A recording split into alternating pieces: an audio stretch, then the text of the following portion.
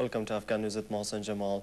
More than half of Afghanistan will soon be under the control of local forces after President Hamid Karzai Sunday announced the second wave of a process which would see all NATO combat forces leave by 2014. Karzai's office said that 6 provinces, 7 cities and dozens of districts will pass from foreign to local control.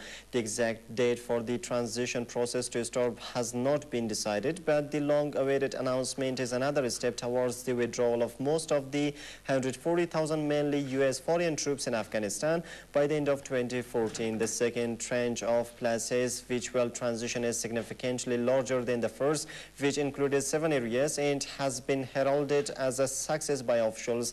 The provinces being transferred in their entirely to local control in the second phase are Balkh, Daikundi, Kabul, Takhar, Samangan and Nimroz in the cities of Jalalabad, Ghazni, Maidan Shahr, Faizabad, Chikhcharan, Shiberghan and Qalai now. The statement listed over 40 districts around the country which would also transition in provinces including Badakhshan, Wardak and Nangarhar.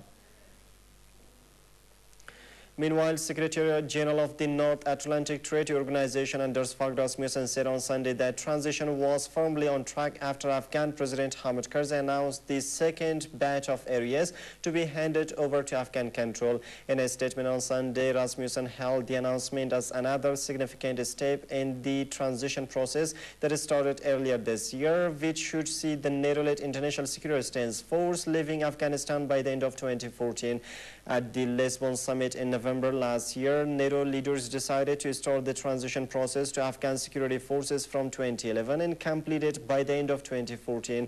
In July, Karzai announced the first tranche of areas Afghan forces would take over from NATO, but the transition process has been marred by continuing high-profile attacks by Taliban militants and shortage of trainers for Afghan security forces. Pakistan says the NATO airstrikes that killed 24 Pakistani soldiers went on for close to 2 hours and continued even after local commanders had told the coalition forces to cease the attacks. Army spokesman Major General Athar Abbas on Monday also denied Kabul's claims that Afghan and NATO forces received fire from the direction of the 2 border posts prior to the airstrikes. NATO has apologized for the days and has promised an investigation. Afghanistan officials, speaking on condition of anonymity, claimed Sunday that Afghan and NATO forces were retaliating for gunfire from 2 Pakistani army bases when they called in airstrikes that killed 24 Pakistani soldiers. The attacks occurred near the Afghan-Pakistani border aroused popular anger in Pakistan, which has closed its western border to trucks delivering supplies to coalition troops in Afghanistan, demanded that the United States abandon an air base inside Pakistan and said it will review its cooperation with the United States and NATO. Germany's foreign and defense ministers called Sunday for the Taliban to be included in Afghanistan peace talks ahead of a major international conference for the war-ravaged country next month. Foreign Minister Guido Westerwelle and Defense Minister Thomas de Maizière told the Bild am Sonntag newspaper that negotiations with the Islamist militant group was the only realistic option for lasting peace.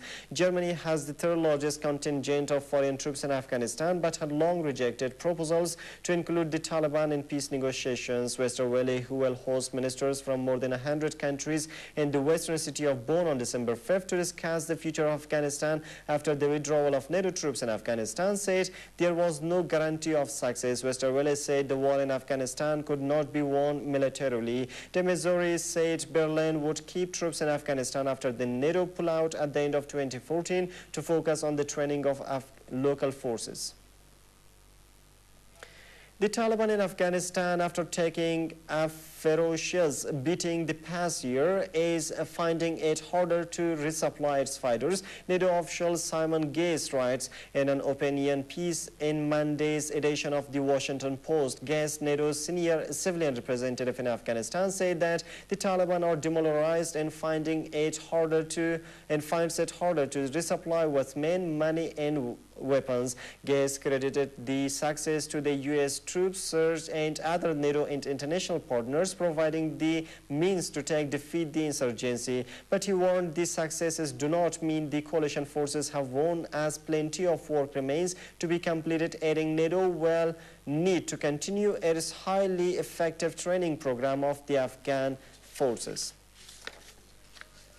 The Arab League has approved sanctions against Syria to pressure the government to end its 8-month crackdown on pro-democracy protesters effective immediately. At a press conference in the Egyptian capital Cairo on Sunday, Sheikh Hamad bin Jassim Al Thani, the Qatari Prime Minister, said 19 of the bloc's 22 member nations approved the sanctions, including cutting off transactions with the Syrian Central Bank and halting Arab government funding for projects in Syria. The sanctions include a stop to relationships between Arab countries and the Syrian Central Bank, a stop to trade exchange with the Syrian government, and a travel ban on Syrian officials. Syria described the move as a betrayal of Arab solidarity. The Arab League had set a Friday deadline for Syria to allow rights monitors into the country and withdraw tanks from the streets or face sanctions, but the ultimatum drew no firm commitment from Syrian officials.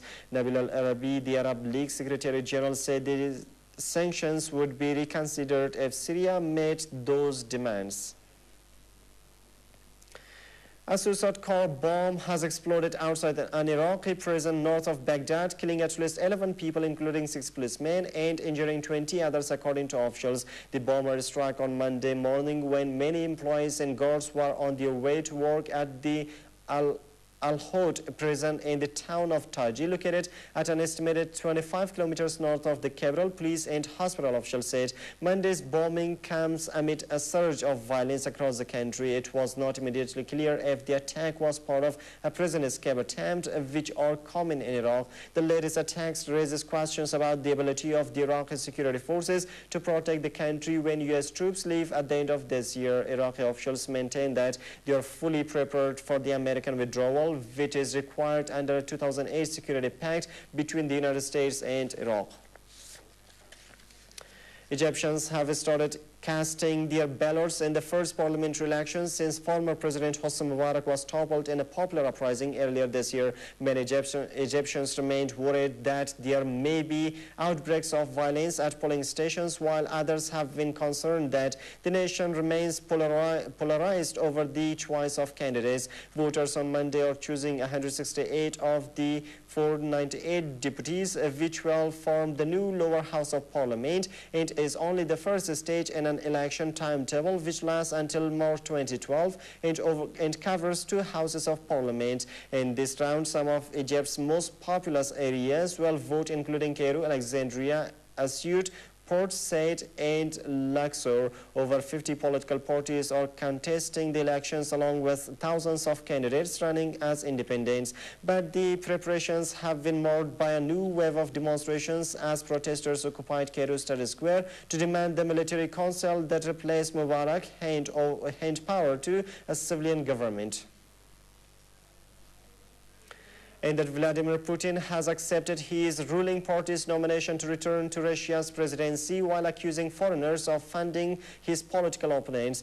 Putin, president from 2000 to 2008 and now prime minister, is expected to easily recapture the presidency in an election in March, but opinion polls indicate a parliamentary election in a week could loosen his United Russia party's domination of Russian politics. The timing of Sunday's announcement of his nomination for the presidency appeared aimed at giving United Russia a boost in the December 4th parliamentary vote amid flagging support. Putin said that foreign countries were paying non-governmental organizations in Russia in order to themselves influence the course of the election campaign in Russia, dismissing the alleged Western attempts to influence Russia's election process as useless work.